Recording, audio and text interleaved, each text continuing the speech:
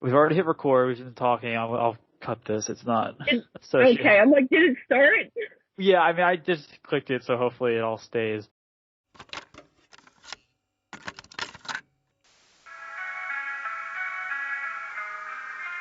To those listening, welcome. As we explore wonders and mysteries and journey into the realm of unknown.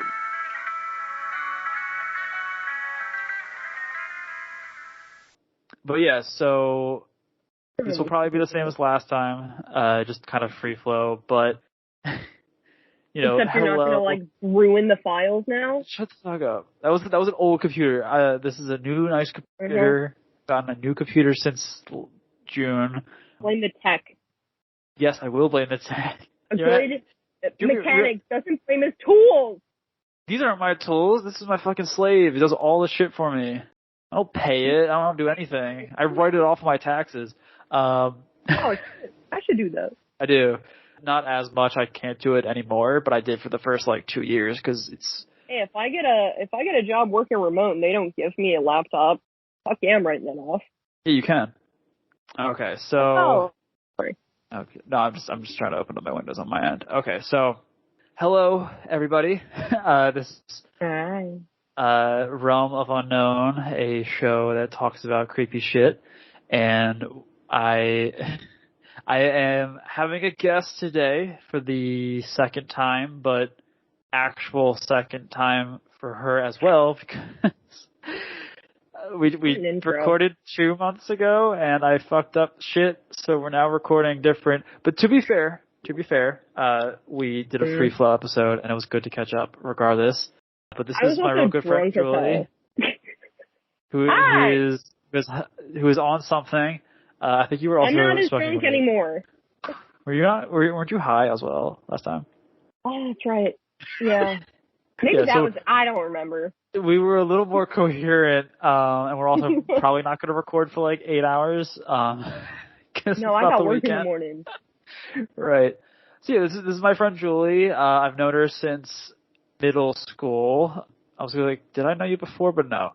7th grade? Different. 6th grade. You went to Manoa. I went to Chatham. Yes, sir. I completely Manoa Mustangs. Hey, yo. But yeah, we met each other in middle school. You know, we're friends through high school, went to different colleges, but have still stayed in touch and stuff. And Julie is really into spooky, creepy shit. And, you know, it's true, yeah. a trait that many have. But, wow. I don't know how to segue That's eloquent as shit. I do have a tattoo to prove it. Oh? If anyone questions my spookiness, you know about my tattoo. I don't. Did you get it in high school? That's spooky. Cute. Okay. I was like, is it a ghost? Yeah, it's a little ghost. I drew it. It's a little ghost, and it says spooky on the side, but I didn't know shit about designing tattoos at the time, so, the letters are looking so great, but I didn't give a shit. I mean, you could just say it says whatever once it starts smudging, and or whatever. I'm gonna tell people that it said spooky, and then and then it bled as tattoos do, and people are gonna be, well, you should have done it better, don't you regret it? I'm like, no, I was fucking 18, and I wanted a stupid little ghost tattoo, dude. I mean, to be fair, you could say that that's all part of the plan, because you're I wanted a really creepy tattoo, so now that it's bleeding and inking away, you're oh yeah, I just designed it that way. I don't know if it's gonna be so much creepy as did I not wear my glasses today? It's a little blurry. That is my whole life. I don't I don't. I have not gone to the eye doctor in a decade. I need new prescriptions. Me too. Yeah. But yeah, so I have Julie back. Introduction wise, is there anything you want to say or do or whatever, promote, just to kind of get out of the way? Because I don't think we really did it promote? Yeah, I don't know. You do your, you still doing your dog shit from Instagram? Or? Oh, I'm lazy. Yeah. No, I did when I wasn't really working and wanted fair. money. That's true. But Julie is a graphic designer, so, you know, hit a bitch up if you need something. Unfortunately. But yeah. Or hit a bitch. Just like punch me in the face. I'll take either. Honestly, same. But yeah, so, we both have a lot of similarities, graphic designers into creepy shit, and I invited Julie onto the show because there are a few topics that I'll be completely honest, Julie, you're being used because these are topics that I cannot what else is new? These are topics I cannot do, I can do them solo, but they do more, you get more out of it if there's like a feedback or like a back and forth discussion or response. You know what I mean? Like someone to bounce your content off of. Yeah, like I feel like your last box. Right. I feel like shows that have dual hosts or more Boobox. Booba. I'm sorry. What? Oh, is that Teletubbies? Yeah. I mean, you're there pretty much. You're just missing the sun. I mean, two different things, but yes. Also, if I turned off the wallpaper, there would be lots of children's stuffed animals, which kind of goes with that vibe. Oh yeah, true. Anyway, we won't be sidetracking this whole time. I promise. No, that's good. Topic-wise, we were going to record 2. I will give the caveat. We are not doing the conspiracy one that I was telling you about, because 1, I am like halfway through with notes and it is long as fuck. 2, I honestly don't know if it should be under the conspiracy subject matter, because it's really not. It's just like an internet mystery. Our main topic. So, yes. Our main, and it's not a surprise. It's Lakes and Quiet was what we were going to talk about. So I will probably bring you back eventually if you wish to talk about that, or the Fidel phone, because I know you mentioned that you know a little bit of it, right? Or the creepy phones that showed up in Detroit. Yeah, I think when you prefaced it to me originally, I kind of combined the two in my head, and I was like, yeah, I've heard of that at some point. I think I've heard of both vaguely. Yeah, I mean, the Lake City Quiet Pills, I think, it's more known since it's been around for a while. It's like 10 years old at this point. Yeah. Or almost 20 years old. But it was like 09 internet age. But the Fidel one, I think, is more recent, like late 2010s almost. No, Castro? No, Ayo, Bay of Pig? No, it might be spelled the same way. Hi, fellow American. Fidel. Not Fidel. Fidel, like, almost like, kind of like the toy line. Mattel? I mean, literally, it's Trixie Mattel? Think of it like Mattel, but with like an F. Trixie Fattel. Yeah, literally. No, they're like creepy payphones that popped up all over Detroit and like other areas. Do they have like notes on them? No, they had like weird cryptic phone combinations that you could call to like.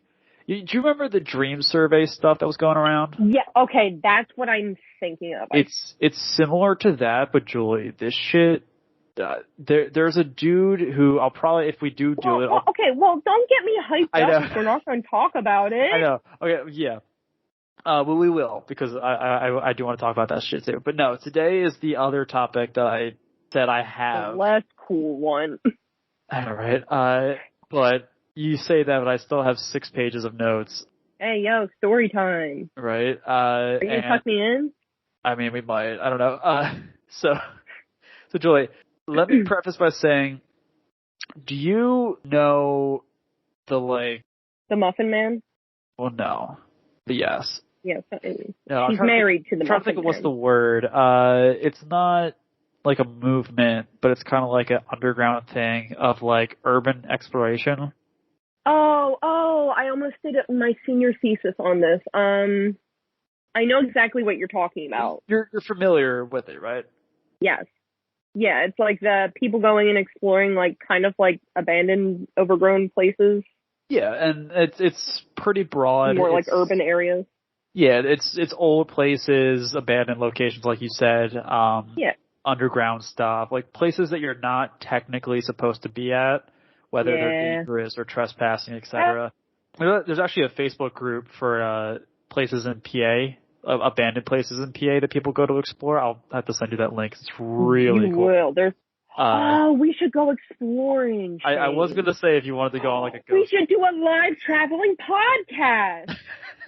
That's a lot of money, but yeah. Soy boy phase. You say soy boy? It's not a lot of money. I don't want to get trespassing fees. Shane, I have a car and I ain't scared of no coppers. I'm scared of fucking mid-PA cops. Fucking red as hell districts. I don't want to say anything to us. I don't give a shit. It's whatever. Fucking pigs. Fucking bumfuck PA. Fucking. It is. It's fine. We're both white. I can put on my. Oh, hey, I'm so sorry. I didn't know we were supposed to be looking for my great aunt. It's like we're both white, straight, religiously Christians from PA.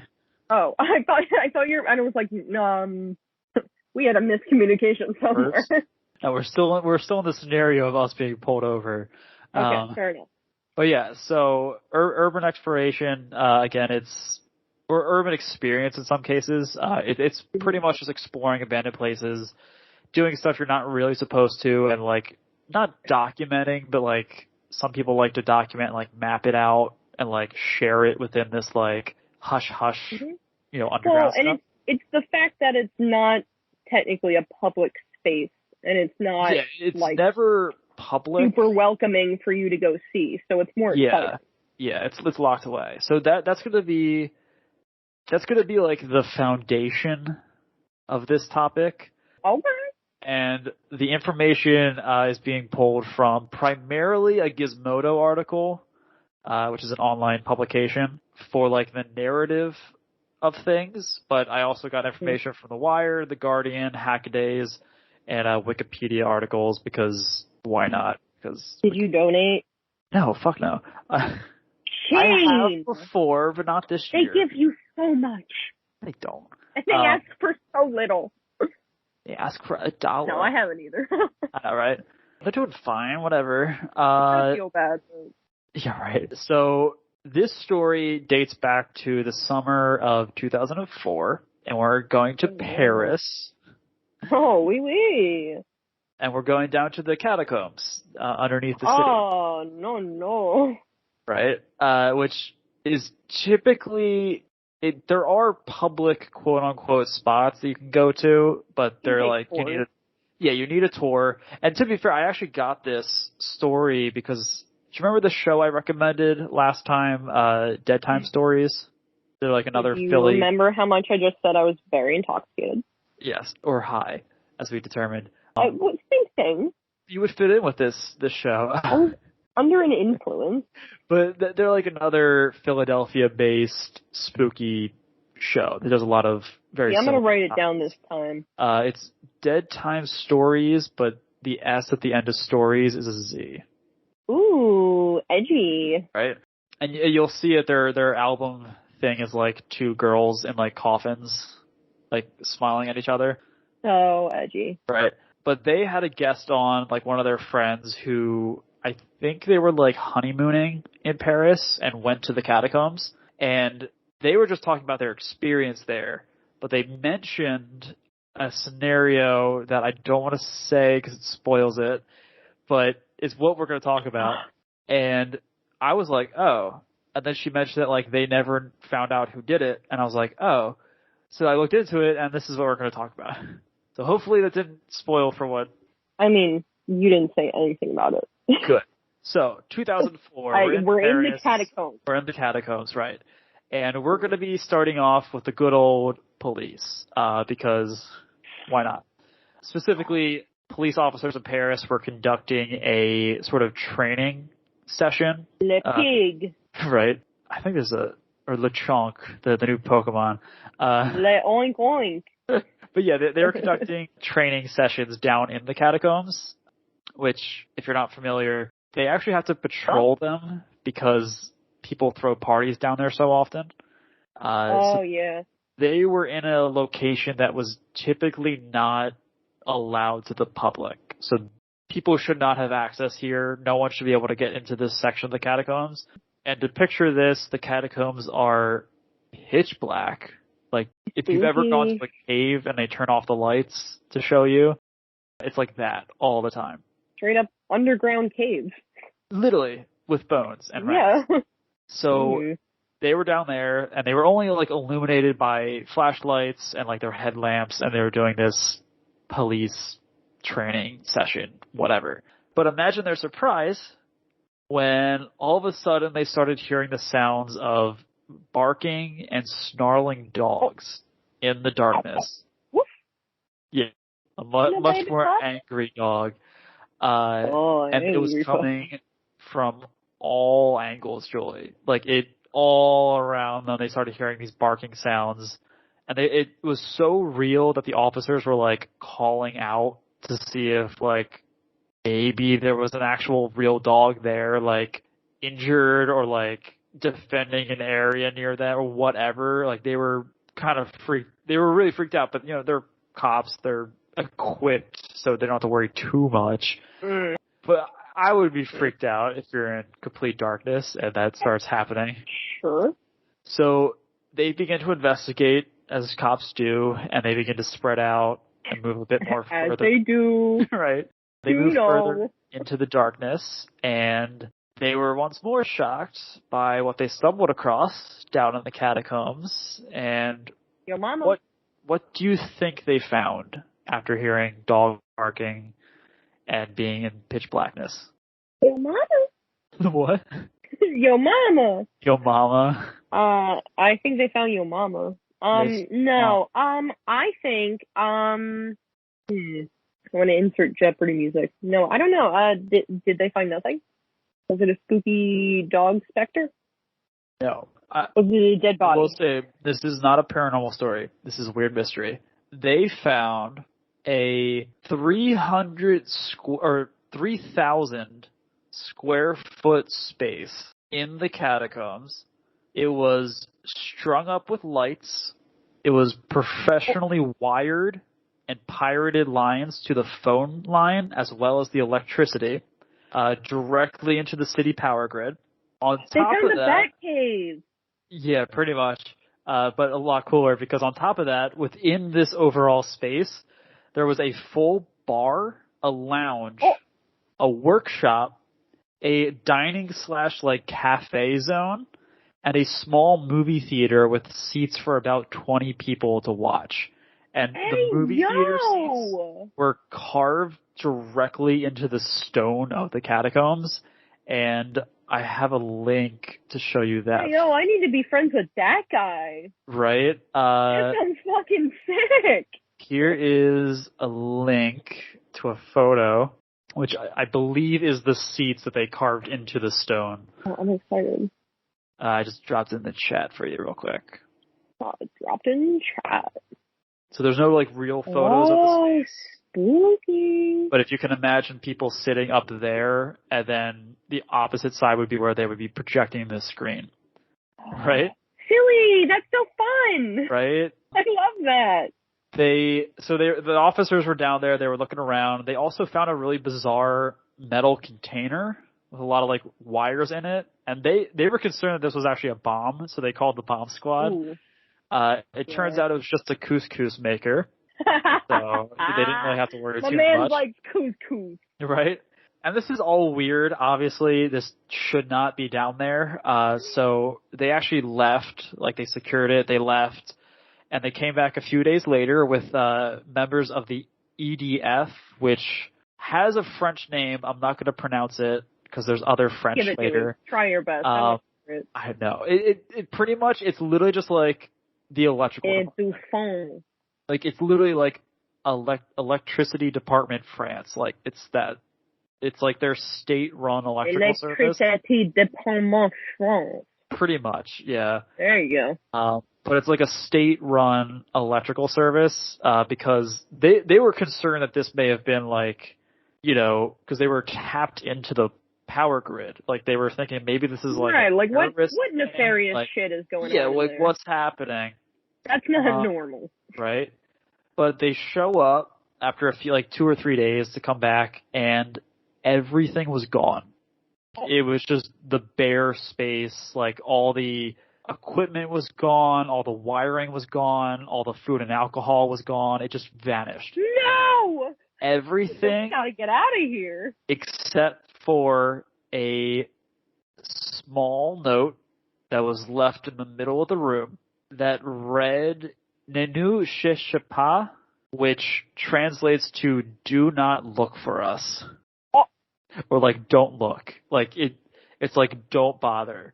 That's just a bunch of college kids trying to be spooky. Right? I mean, said, yo, we found this cool hideout. No one comes down here. Then the cops came and busted it. And then they're like, no, what if we just like packed everything up and left it? That's the thing though. Like they didn't find it. Like they made it. Like they had to. Well, I know, but like obviously it was an area that people did not frequent. Yeah, but like they had to somehow get wires underground to connect to. Can you imagine? Like I can't even do fucking wires in my house or apartment. Like tunneling wires down into the catacombs to then patch into the main grid. That guy. I don't know. Right. So when this happened, this was like highly sensationalized. People had theories all over the place. The French press actually thought that it was like a far right threat type group. Like they thought it was like an actual terrorist thing. The BBC thought it was like some sort of like underground movement that was happening. Anonymous. But literally no one fully knows who is responsible for this to this day. However, thanks to this Gizmodo article, we might have a potential culprit. And I say might because it's still questioned, even though it's fairly agreed upon. So the article in question was written by Shawn Michaels, and he did very basic journalism by interviewing someone. I mean, he has two first names. What do you expect? Actually, I don't even know if Shawn Michaels is a guy or not, but I'm pretty sure he is. A weak alias if it is one. I mean, I have someone in my office who's called Sean, and she spells it like the dude version, so I'm like, oh, okay. She's very nice. She's very nice. But we stand Sean. So Shawn Michaels got in contact with a man by the name of Lazar Kuntzman. Lasagna? Kuntzman, he knew him through, other times where he spoke with the media. He was in like some articles and newspaper stuff. He's a part of like this urban exploration type underground movement. That's why I brought it up at the beginning. And he like contacted Sean in order to have this interview because he claims that he is a representative of a group of individuals who were responsible for the theater. And he's being really mysterious about this, and we will talk about that a little later. But for the context, he's just telling Sean what's going on. But Kuntzman says that the cinema itself, the space that they made, they called it the La Mexican del Perfección, which is like, it doesn't have a really great translation, but it's like the Mexican Consolidated Drilling Authority, which you would not think that that's what it means. It really rolls off the tongue. But apparently it's some like inside joke from like a bar with a very similar name or something. Like it literally has no context for what it is. But the crazy part, the crazy part of the story is that Kuntzman reveals that the group who created the cinema is actually a subgroup of about 20 or 30 individuals who make up an even larger group of about 150 who break into smaller teams. This one in particular, the whole group is called UX, which is French for UX, or urban exploration. UX. So I'll call it UX, but it's literally spelled like UX, like web design stuff. UX, UI. They're very bohemian. Like if you can imagine the vibe that they have, it's very much that. They're very secretive, and they remain very patient, and they're very dedicated to what they do, and they're very meticulous and serious about what they do as well, because they are capable of discreetly doing all kinds of different projects around Paris without official permission. They are pretty much an organized secret society that roams around Paris. Hey, man, they're just having fun. Right? Like, I mean, that's pretty much what it is. Like, they're not hurting anyone, right? I don't know. Wait for Do you other do you part. have okay? All right. There wait. are some people who might hurt people. But for now, at this point in time, I like them. Yeah, you will overall. So most of what they do is they transform abandoned places into venues for different types of like experimental art experiences or whatever. They normally stage plays illegally in places after hours that they don't have access to. It's an illegal play. Yeah, and in fact, the cinema that they actually had, the one that was underground, they were actually filming or screening urban exploration films from like other people in that general vibe. Scandalous. It was like a Sundance for like urban people. Like us, like going into my dad's shed and watching YouTube videos, being like, "Oh, we're not supposed to be here." Pretty much, or like your neighbor's shed. Yeah, like what? But where am I? Okay, yeah. So the group itself does this all over Paris, not just the catacombs, but they do seemingly like to hang out there a lot. Mm-hmm. And for context, Paris does have a very, I want to say like well-defined relationship with urban exploration. Like it's very mainstream almost. Probably thanks to the catacombs because, Paris is a super old city. And there I are mean, anywhere in Europe you could places. say that, right? Yeah, like you think of it like Philly's 300 years old. Paris is like a few thousand maybe or whatever. Like to compare it. I mean, even take it back to like Lascaux and shit. Like, yeah, people exactly. been there a while. Yeah, it's been forever. So there's a lot of places like this for them to like get that vibe on. And so like and like again like I mentioned before, like the police shut down like teen ragers in the catacombs. Like people just hang out where all these dead bodies are. Just let them have fun. Right? I'm just jealous that I wasn't invited to a catacomb party. Right? But Ooeeks is like if like the mainstream people enjoy this, Ooeeks is like the serious like artsy pants of the group.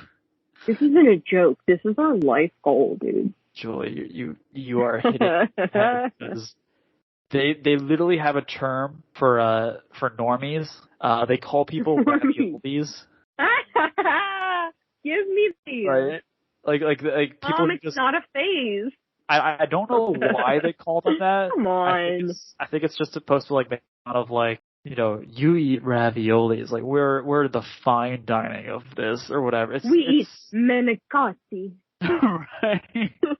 Like look, you're not like doing anything that philosophical here. No, they're not. They're really start not. Judging people who aren't going into the catacombs all the time. Yeah, and to be fair, like they make fun of them, but it's more so because the quote unquote ravioli normies, a lot of them are, they say unhinged. I would just say like a danger to themselves or others, because you are going into like abandoned places, and if you're not experienced, you're just like going about. You are it's not something to fuck around with. Yeah, so I think from what I can glean from it, their quote unquote seriousness is more so from that, where it's like, I see. It's almost like they're they're more seriously rather than the fake fans. Yeah. They're it's not like if you are aren't interested, they're not like you're a fucking loser. But like if you're someone who just like does it stupidly and like casually and calls yourself a member, you're like, all right, you fucking ravioli. Yeah, exactly. That's pretty much the vibe. That's like me with BTS stands.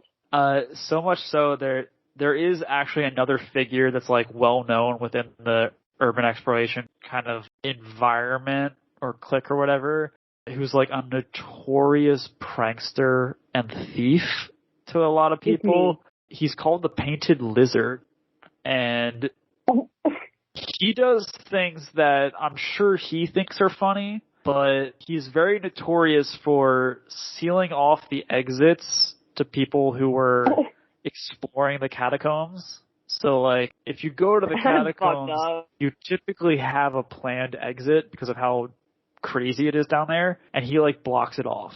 So like, yeah, like so you either have to find your way back somewhere else. That's not very nice. It's pretty fucked up. He's also known for jumping people and beating them sometimes and like stealing their lights and running away. So less funny. Yeah, and he's also known to sometimes dress up as a Nazi, walking around the catacombs in the dark and screaming off the top of his lungs and like running around, which is I don't want to scary. laugh at that, but like I would be scared of that. I would be scared of something I guess if you knew that it was just a fucking guy, I think it's funny. Yeah, but if you came across that, like, I don't support it, but no, and he's doing this mainly to like those normie people. So like they would be there for the first time. Scare them like, all. Yeah, pretty much. Yeah, you're not one of us. He's hazing them, dude. But again, like the UX group kind of wants to pull themselves away from that vibe and be again more like bohemian. Hey man, there's bad apples in every community, right? Yeah, pretty much. And as mentioned earlier, they break themselves into a lot of subgroups, particularly like the group that made the cinema, like the event crew, so like the 20 or 30 people who did that. They have a map-making crew whose entire job is to map photographers. Pretty much. They map out the catacombs. There's a key-making crew who they copy keys to important buildings and access points all throughout Paris. I thought you said tea, and I provide everyone with like Earl Grey. Like, it's very nice. So that's the UK division. The tea making group. Yeah, that's the England. There's an all-female infiltration crew called the Mouse House. Oh, hell yeah. And they are completely dedicated to just sneaking around places and like getting in where they shouldn't be. Catwoman! Pretty much, except for it's a mouse. There's a crew specifically dedicated to secret restoration projects called the Unterguter Group. Unterguter?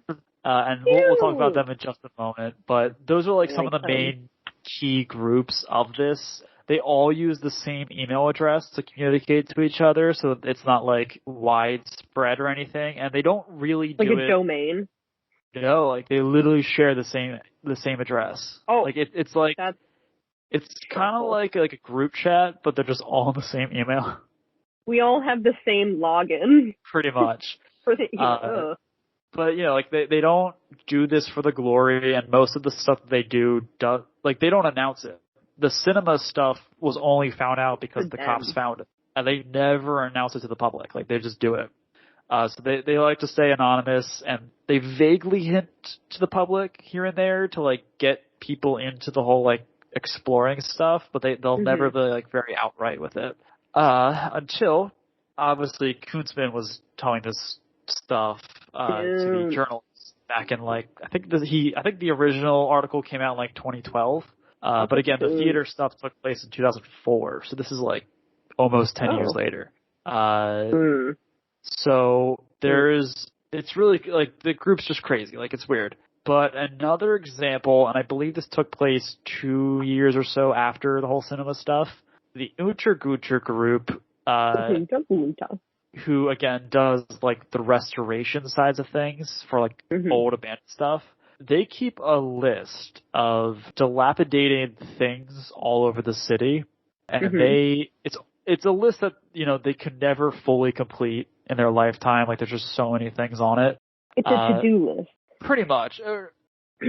I would say it's one of my to-do lists where it's like, I would love to do this, but then like... It's an aspirational to-do list. Yeah, it's the to-do list for things that eventually need to get moved to the real to-do list, because they will never get done. I understand entirely. It's the lists that you make on your note app on your phone that you forget about, and then a few months later... It's the list you make when you're feeling really motivated, and then you look back an hour later and you're like, I really thought I'd do even 2 of these things? Yeah, so we get it. Procrastinators out there. Hey, so represent. Despite this, every now and again, if they determine that a job is achievable and they have the manpower available at that time, they will plan and they will very quietly take care of the job. Do they tiptoe? Pretty much, because the example that we're going to talk about is the restoration that they decided to do of an old clock within the Paris Pantheon building, which was broken back in the 1960s.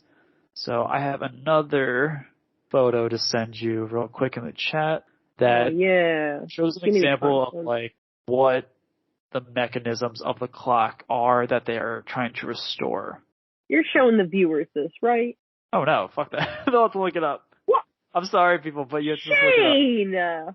But come on, man. You're a content creator. It is a visual... Throw it up on screen. It is a visual show. I know Spotify allows for uploads now, which is really weird. Wait, I'm sorry. You just said it's a visual show. It is, but Spotify, for some reason, allows you to upload video. Well, the Spotify can fuck it, but I know what's going on YouTube. Maybe. I don't know. I sometimes put the shows up on YouTube. You're cucking your fans. The main show is from an RSS. You're making them do homework. The main podcast is from an RSS feed that gets uploaded and then distributed to all other podcast platforms. Making them do homework, bro. For people who want to look it up, it is the Paris Pantheon building. It's very easy to find. If it makes y'all feel better, it's a very boring photo. Yeah, it's nothing crazy. It looks like a dude who's dressed as like kind of like a surgeon, just like tinkering with some gears. Yeah, it's just to show that that's like the mechanism of this like really old big clock. Like it's not a clock that's just it's literally just like a guy working on a big clock. Yeah. Yeah. Like it's not like a clock you see walking on the sidewalk. This is like a big window clock in a giant building. Do you see that often? You know, those like clock. Do you see those like clocks that are sometimes you know what? Clocks? I am so sorry. When you said that sentence, did you hear something else? Walking on the sidewalk. Did you hear a different word? No. I thought you were talking about like clocks that were personified and were walking around on the sidewalk. And I was like, I'm very confused at what we were talking about. This is like, for people who are listening. Are you good? Yeah, you see that? This is like one of those massive clocks you would see like at like a train station type place. Like big, it's up on Big Ben. Yeah, pretty much, but smaller than that. like a clock tower. Like it's a big thing. Similar, yes, very much. Like Notre Dame. Pretty much, yeah. But this clock has been broken since the 60s, and it's just been dead, I guess. So the UX team decided to go restore this clock, and they actually already had keys to the Pantheon building, because they actually held staged plays and movie screenings there after hours. So they were already good there. But they scoped out the building, like they observed and learned the guard patterns. They eventually got inside the building. They Assassin's Creed this shit. Julie, they climbed up inside. They made a home base at the base of the dome of the building. And like they worked out of the building while inside of the building. Crazy. Love them. Right? Cool as shit. The home base that they had like a fully working workshop, and they were there for like a year or so, slowly repairing the clock. They like had to get into other buildings or other rooms within the building and like take parts like that they needed and like sneak around guards and like get them to get back to where they were. Mission Impossible. And, like literally, like this is like a legit operation. And right. Once they were done, the group, or I should say before that, caveat, because they had done all this stuff before in the building, like, you know, breaking in and like having plays and shit, the group actually didn't have a great relationship with the assistant director of the Pantheon building, because he was like, I'm fed up with you guys. Yeah. Because, it's like a they're the vigilantes. Like and the authorities never like vigilantes. True. But it's also like, this is like a national building. Like, this is like, if you and me were to break into, like, Independence Hall and just, like, hang out. Yeah, they're kind of like, you are not qualified, don't fucking touch it. Yeah, like, you're not supposed to be there. You have to, like, book tickets to get into this place. Yeah, like, don't be sneaking in and getting your grubby paws all over everything. So that whole thing's happening. So when they finish the clock, they actually present it to the building. Like, they don't go live with it. They, like, present it. Did they put a big bow on it? Probably, maybe. For you. But they present it, and the building, like, refused to put it up. Oh, come on. Now you're just being petty. Well, to be fair, like, this was a huge embarrassment because this clock's been broken for, like, well, maybe they should have done a better fucking job. Right? But it's like, we couldn't do it, so, like, random... Be embarrassed. Right? It's like random citizens had to restore this clock for you. Like, come on, dude. Maybe do your job, dude. Exactly. So, feel bad. This annoyed UX because they have been working on this for a full fucking year, and they're like, all right, well, we're gonna put it up then. It's like, fuck you, we're gonna do it anyways. So on Christmas Eve, in the dead of night, do you really think we need you? Exactly. Broke in once again, even after, I guess they maybe changed the locks after finding out that this team has been there for a full year. They put up the clock themselves, and no one was there because it was Christmas Eve. So everyone's asleep for Christmas, and they're like, all right, let's do it. Golf clap for them. Exactly. Real G's. I'll never be that cool. This unfortunately doesn't end super happy, because... No! It's nothing too bad, but the assistant director over, I guess, the holiday break becomes the director, and he, like, immediately takes the clock down. Okay, but, like, what is the point at this? Like, you're gonna be more upset. That's like if someone fucking fixed the Liberty Bell and put it up and he went, no, and he put it back in storage because he was petty. I mean, pretty much. You're gonna be more upset because he not only took it down, he actually brought in a clock. Well, Jolie, he brought in a clocksmith and asked him to destroy it, but the clocksmith said, like, no, I won't do that. Yeah, this is like a work of art. This is a beautiful machine. Like, I can't do that. So he took out, like, a piece of it so that it wouldn't work. Yeah. So he just broke it again, essentially. This man has a little dick.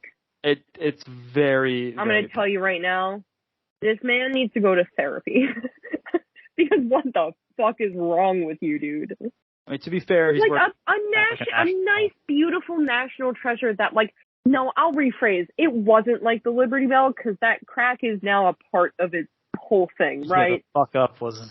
But it's like if the Liberty Bell wasn't cracked and then someone fucking cracked it, like it got dropped and it shattered, and they're like, well, I guess we're just gonna put it in storage, and then someone fixed it and put it back up, and they went, no, break it.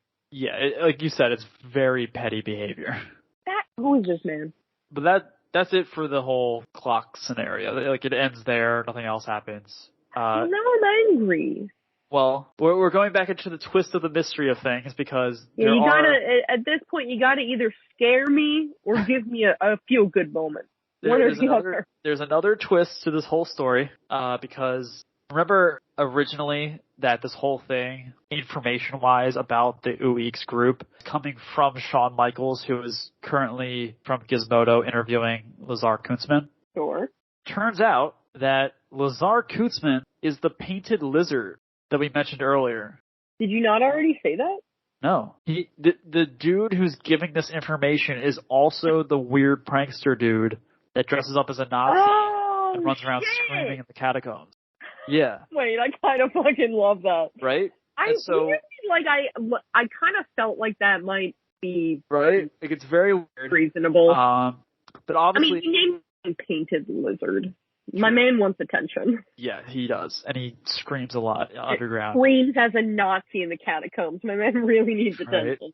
But obviously, upon learning that, Shawn Michaels got a little hesitant about, like, the whole story. We're not friends anymore? Well, it's like, you know, he was assuming that this was a more, like, reputable person, not some No, but prank now you're going, master. okay, you're someone who obviously wants attention. Yeah, so he's like, And okay, so he's a little theatrical. yes. So he starts asking around the sort of community again, and he gets a hold of a few other people, and they're like, alright, you caught us. Ooeeks isn't actually that big of a group. It's like maybe 20 people. And Kootsman is just like crazy, and he likes to tell stories and like just to inflate everything, and like he's just the make most shit up. obnoxious one.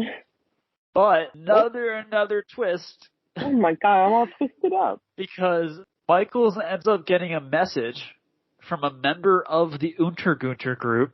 Untergunter. Right? The people who do the restorations. A woman who reaches out to him and tells him that Kootsman is not actually a crazy person, but that he's actually a leader within another subgroup of Ooeeks. This one in particular is a PR and media focused group, and his job is to act erratically and tell people conflicting stories to make like various backgrounds and characters to kind of obscure the truth and make it harder for Ooeeks to be discovered. He's a fucking plant! He's doing like 40 chess here because apparently Ooeeks really is 150 people, and he's just doing his job. Alright, Coons. Look right? here. Right? It's pretty cool. Job. I mean, like, I wish I had that job, to be honest. Well, job as in, this is my hobby that I take seriously and I wish was my job, but it's not paid well. I do not want to have on record that I would like to dress up as a Nazi and yell at people. Not the plan. But I would like to publicly just be a fucking crazy person and get paid for it. Well, maybe I should be president. That you're not being paid and that it's not public. Well, you're being crazy in private and you're doing it for free. I mean, I've done haunted houses before, Shane. I know how it goes. Exactly. And you know what? It's the most fun I've ever fucking had. Yeah, we would fit in very well. We would just learn. I would pay them to let me do it. Exactly.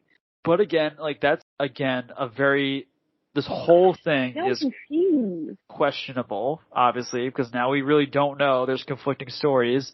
And as I mentioned at the beginning, even though we have this story, we still don't definitively know who it was that made the cinema. We don't know how they professionally got into the electrical grid or the phone line. We don't really know all this stuff. We're told it, but the Ooeeks group is so secretive that either they're, a group of highly skilled individuals, or they might have like connections throughout Paris that let them do this sort of shit. So I have a question. Go. This is pretty much the end. Okay. So most of the information we got about this group and the origin and the catacomb thing was from Coons. Yes and no. Who we know is kind of a plant. Everything about the cinema, like all the shit that happened with the police officers, all that stuff prior, that's like public stuff. That's like articles reporting on it. Did the group themselves confirm that they were like, yeah, that's true, that was us? So Kuntz, who allegedly might not be from the group, says that it was the group. Well, okay, but the group is saying that he is not a part of the group. People in the community are saying that they're not, but that Untergunter girl said that he is. Untergunter. So that's the conflicting part. Okay. So everything about the cinema, all that detail stuff, up until we got to the Ooeek stuff, that's all solid. That's all. So we have a lot of just kind of conflicting back and forth. Yes, and the whole clock stuff, that's fact too. Like that did happen. There are articles about the clock being restored and stuff. The Untergunter, they're the real deal. Yes. They're the question. They're the good guys. The question is whether or not they are as widespread as they claim to be, and as many as they claim to be, because they claim to be 150 broken into smaller groups, or they could be like 20 people, or they could just be like 2 or 3. Are they not just a faction though of this larger group supposedly? No, Ooeeks is questioned to be either 150 or Right. 20 people. I'm talking about the Untergunter. The Untergunter would be linked into that overall number. Okay. Yes. So the Untergunter, the Mouse House, all those little crews, they would be under the umbrella of UX, and UX is what is questioned overall as to how diverse and how widespread they are. Okay. So wait. Okay. I see it as I understand now. If you're part of the BTS army, but your bias is Yoongi, you're still part of the BTS army, but like, you know, Yoongi stands are not the same as Jimin stands, you know? Like they're all part of the same, like you're on the same team, but like you kind of split off. I will confidently say I don't know, and I feel very, very good in that. And I will also confidently say that I am sure a very good portion of the audience will not also know what you're talking about. Okay, alright, sorry. Okay. Well, I mean, okay. So how she's talking about J-pop? I know they're K-pop. I'm gonna reach through the computers. I was like, how do I say something offensive? With, like, everyone knows who the fuck BTS is at this point. It's 2022. They went to the White House. I'm trying to. They did. They met Joey B. I don't know if they really should have, but whatever. I mean, look. I don't like when celebrities go. It was a big moment for them. That's great for them. I don't really give a fuck about the American government. True. It just makes you know what? It was an important moment for them and their culture and them as a group. Was a big thing. They were also like speakers at United Nations conference. Really? That's weird. Oh, but for more than once. The UN is weird. Yeah, no, they're like international like representatives. Like, oh yeah, they're literally like the face of their like entertainment industry. It's not like, oh, it's in sync. It's like, no, they're like doing shit.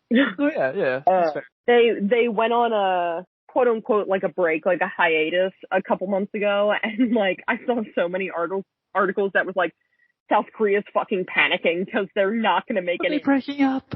Oh my god, they're breaking up. No, they're just like that. They make like a majority of South Korea's like income and tourism and wild.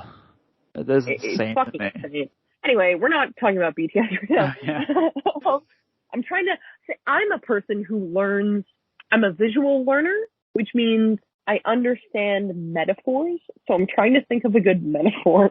Fair. To put this all together, because I feel like we just heard like 5 different opinions of people like, oh, they're doing this. Actually, they're not doing that. They're really this, but are they? But to be fair, if we believe the last one, all of that is intentional. It's all meant to make you question it so that it's harder for the overall group to be discovered. Which is fair. Like, that's a good strategy, but also really. But they also just, if that was the strategy, they just brought more attention and intrigue to themselves. True, but again... Like, it's now no longer something that's really underground. It's now something that, it's like the fucking, but, I don't know what I was thinking of. But again, to be fair, in Paris, the whole, like, underground movement type stuff is already pretty mainstream. Like, people already do this stuff, even if this group wasn't there. Yeah, I guess if you're thinking in the context of it, I'm sure this might be a little more normal type of stories that is going around in that culture. Yeah, and to be fair, also, like, this article, again, was written in 2012 for most of the, like, interview stuff. So, I don't know how, like, operational they've been since that point. There's nothing since then? Like, the cinema stuff took place in 2004. The clock stuff took place, like, a few years later. And then the article took place in 2012. If you Google them, like, UX, urban exploration, like, you get, like, broader stuff. Like, you get stuff about the overall, like, urban exploration movement. So it is, like, known about. Like, it's a thing. Yes, but it's not, like, a... Quote, unquote. It's not necessarily, like, a hard proven. It almost seems like when here we go. I'll make a metaphor. I'm doing it. I'm figuring it out. When you and your friends are like, we're in a club now and we're called this, but we're not going to tell anybody about it. But like every once in a while, a friend comes in and you're like, you have to do our secret handshake, and now you're in the club. And, like, some people start to hear about it, and they're like, is it real? And you're like, I don't know. Yes. It's pretty much that, except for it's people like, it might not be that serious or that spooky or intense, but the fact that they haven't just come out and been like, yeah, we do this, is what makes it more of a lore. But it's weird because they do, because, like, they presented the clock. Like, that was known. But then I'm confused at what's all this hullabaloo about then? Exactly. That's the weird like, part. Like, I feel like there's conflicting within the community. There's conflicting ideas of, like, yeah, this is what we are and what we do, and then, like, maybe. Exactly. And like, no, we do. It's part of the PR team. And then some people were like, well, I guess we'll never know. And then yeah, no, I think that probably is what it is. And for the people, like, who might question it or, like, say other stories, I would assume, like you said, like, it's more so a community, but within that community, there's a group of, like, friends or, like, closer people who do their own separate thing. Yeah, it does seem like more well known. It does seem like there maybe was, I don't know if it was the original, but there is, like, a serious group of people that actually do this, and, like, they're serious about it, and they're like, yep, that's what we're here to do. And it almost kind of grew where people, I mean, it's hard to really call things like this, like, you're an official member or not, but, like, I'm sure it kind of grew where people wanted to be a part of it because it wasn't technically an official thing. Yeah, and so as they needed to do more stuff, everybody else starts talking about it more, and they want to create more lore about things, and, like, you have the original people being like, I mean, this is what we do, and then 6 people who heard about it down the line are like, oh, maybe. Yeah, and I'm sure, over the years it kind of grew, especially if you, like, a good mystery. Yeah, especially if you aren't, like, meeting these people and you're not, like, knowing about them, like, you just hear of them. Like, they have monikers, so I'm sure there's, like, this weird... And like you said, like, the normies, the fucking raviolis. Yeah. I'm sure that came from, like, the group kind of pseudo grew, and a bunch of people were, like, doing very basic things, and they're like, I'm a part of this fucking group. Yeah, exactly. And they wanted to make it, and they were like, no, you're not. We're not, it's not a thing. You're not part of it. Don't act like you're part of it. We're not even real, so that they wouldn't get stupid idiots, stupid freaking cheesy raviolis. They're not part of the claiming that they're part of it. I mean, what is it? What is it from that show or the movie? Plastic. That's what it is. It's like that, except for they aren't, like, pompous rich girls. I mean, so I will probably cut that from the. That honestly, you just cut out the last half hour. Yes, I'm like, the marker I have. Should we like do a wrap up segment of, like, an actual maybe ending and be like, hey, that was a bunch of bullshit? No, I mean, I'll just cut from wherever that is to, like, literally right now to. That was basically shit. That's all we have, really. So for the whole underground cinema and the mystery surrounding the UX group over in Paris. Right. Shane, I wanna, you know what? To go to group. I've been the guest this whole time, unfiltered. I want to hear, what are your closing thoughts on the whole thing? You think it's big? You think it's a hoax? I think it doesn't really matter if it's big or not. Well, because it's like, it's end of the day, if it's a bigger group or if it's a smaller group, like, it's a group of friends, quote unquote. I'm going to assume they're friends, but people who have, like, a similar interest and a similar vibe, who just want to do, like, fun, chill stuff, like, with no one bothering them. And I think that's a pretty fun vibe. I agree. However, how do you think, I mean, obviously that's not what we're talking about, though. It's spiraled into something different. I mean, not really. It's just, it's still, at its core, some sort of underground group who does stuff like, underground shows at places they shouldn't be. Stuff.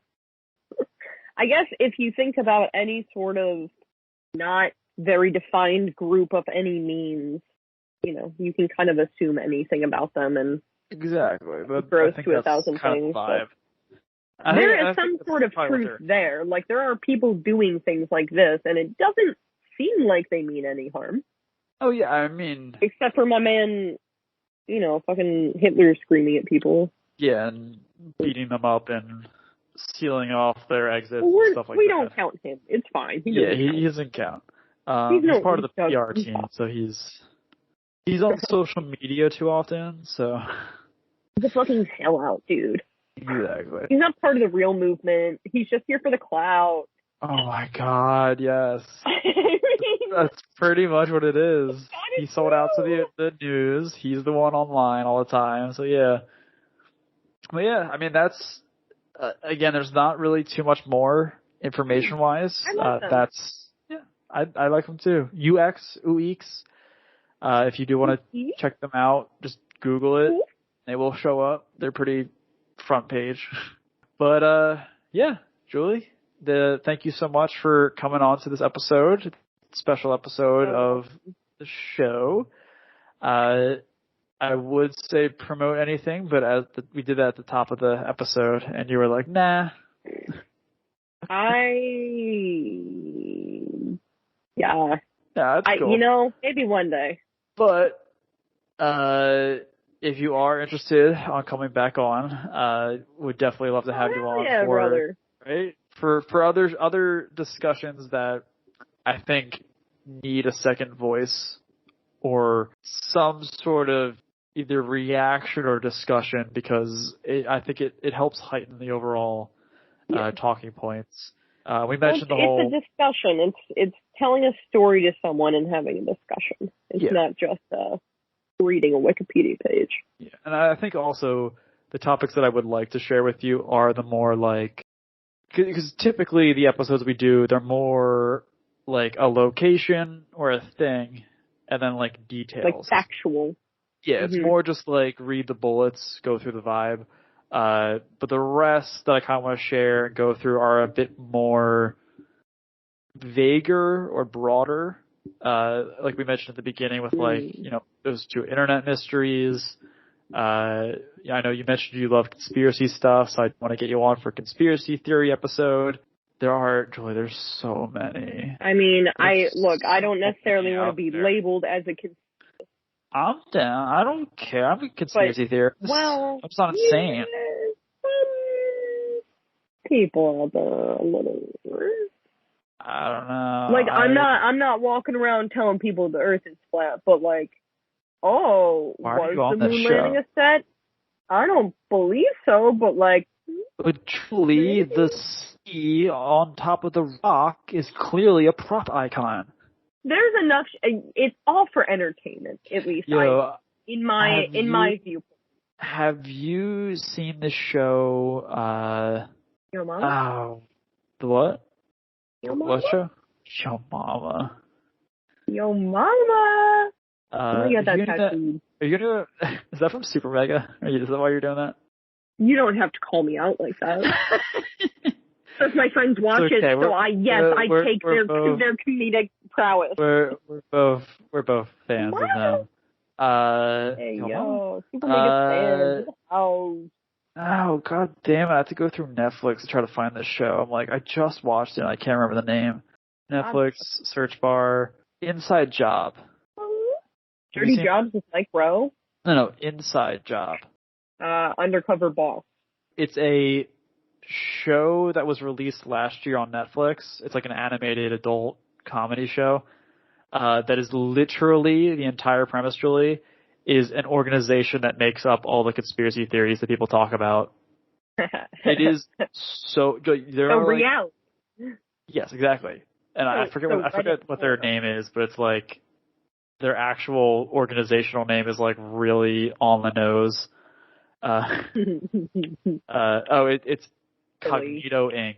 Oh, is what they work for. It's a government thing. That's brilliant. It's a really it's not like super, super funny. You know what I mean? Like it's one of those adult comedies where you're like, oh, that's funny, but you won't laugh out loud. Clever. Yeah. Just make a silly, but yeah. stupid joke. So I will definitely get you in on one of those. I don't know what theory we will do. There are Hey, throw anything at me. so many, and I Here's will. a proposition. I throw something at you. As in, you research it, or you give me the topic to research it? No, I was thinking I'll flip the tables and I'll be like, you don't know shit about the moon landing, and tell you about it. Oh, as in, But you probably know more than I do about a lot of these things. I don't know. We'll discuss it. You're going to tell me about your theories about it. Look, I keep bringing up the moon landing because it's on my mind, but I'm not. That is not necessarily the topic at hand. Now let me tell you about Kubrick. Oh, no, thank you. You don't know that theory? I know enough about Kubrick. The moon landing Kubrick theory with the movie. I thought you were talking about Stanley Kubrick. Yeah, Stanley Kubrick. Yeah. Yeah, the moon landing with Stanley Kubrick and the Shining movie and 2001: A Space Odyssey. That'd be cool. Honestly, I wouldn't even be mad if that was the truth. I'd be like, that's kind of sweet. Yeah. Good job. That's a piece of American history, brother. All right, so you heard it here. We have a genuine believer in conspiracy theories. My only issue with actually doing conspiracy theories is the fucking cesspool that I will have to dive into. And that's the thing. That's why it's like.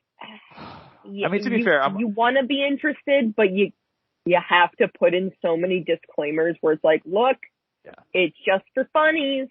Oh, I don't give a shit about the disclaimers. I'm talking about my own mental health of having to sit through the garbage that people write online. Because I do follow a lot of political stuff on Twitter, which I probably shouldn't do. But I'm like, it's such immediate. Twitter's for funny, haha, turn my brain off. Joy. Twitter keeps recommending. I don't do that shit. Twitter recommends Dr. Oz tweets to me. Like, recommends it on the bad place. On my timeline. And I'm like, I don't follow him. You need a hard reboot of your social media recommendations. I should. But it's only you need Twitter. To, wipe it clean. Oh, God. Yeah. But, yeah, it's bad. It's bad. Well, maybe upcoming episodes, maybe conspiracies. Maybe something else. Maybe. I'm pushing more of the conspiracy mystery stuff into next month. So this episode will probably air on Saturday. So Saturday. And then Tuesday will be another PA series episode. Which we only got a month left till spooky season. I know. We might need to start setting up those backlogs. I know. The thing is weird. I have backlogs of speaking of a list with too many things to never get covered. I have a list that I'm crossing out slowly, but I already do have some episodes researched and written out that I just have not recorded. I have a 2-part already written shit about the Phoenix Lights, and I'm pretty certain I had already recorded it at one point, but I had the wrong microphone setting, so it was recording through the laptop audio, and I just ditched it. Two episodes. What did we say? 2 hours. Don't blame our tools. 2 hours worth of recording one day, and I just dumped it all. It's fine. You had a nice night talking with yourself. I know. That's the thing. Yeah. But yeah, so I think that's a good spot for us to kind of wrap with this. This will be a long episode, but our recording clearly is not what's going to be fully up. So much of that is going to Yeah. But, Julie, thank you so much for coming on to this episode. I hope you had a great time listening and discussing. I know I did. I mean, you showed up to the call, so you initiated the call, so. I mean, you are still paying me, right? You take exposure? We'll talk about it later. But yes, thank you for coming on. I will hit stop, but for everyone else listening out there, thank you. Be nice to Julie. Please. Leave I'm very reviews with her name sensitive. in it specifically, so that she sees nice 5-star reviews. Please comment. Oh my God, Julie's so funny. Ha ha ha. Bring her back. Comment on Twitter. Comment on Instagram. Don't comment on Twitter. You're nicer over there. I mean, that's the general consensus, yeah. I literally had someone reach out to me on Instagram on my, not on the Realm of Unknown Twitter or Instagram, but on my personal Instagram. And I felt bad because it went to like is this like a spam message? But yeah. It was literally like some person saying like, hey, like I found your show and like it's really great and I love listening to it like on my trips to work and stuff. I just wanted to reach out to say I hope you keep doing new episodes, and I'm like like, oh my God, thank you. But I also don't know how she found my main account, but okay. Hey, you know what? For all you cheapskates out there, go to patreon.com, Realm of Unknown. You could pay $1 a month. Y'all got $1. Throw it in the hat. Yeah. Yeah. Showing out. I threw my $1 in the hat. Yeah, right? Julie gets the bonus episode. It was $5 and then I lost my job and I was like, I gotta cut back. Yeah, I wouldn't make you go more. Yeah, Julie is a part of the Patreon. So maybe if you sell out as well, you can get onto the show and maybe I'll listen to you. But yeah, no, we have bonus episodes over there. We just had one 2 days ago, I think, get uploaded for bonus eps. We got polls. Yeah, behind the scenes shit. If we do go on more paranormal investigations, shit will go up there. Maybe I'll spice it up a bit. I would love content to go to a haunted place. Would you be down to go to like? Okay, we're gonna talk after this because I have. I know.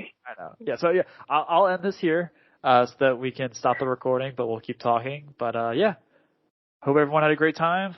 See y'all next week and stay spooky. Bonjour. Bonjour, mon ami. Bonjour.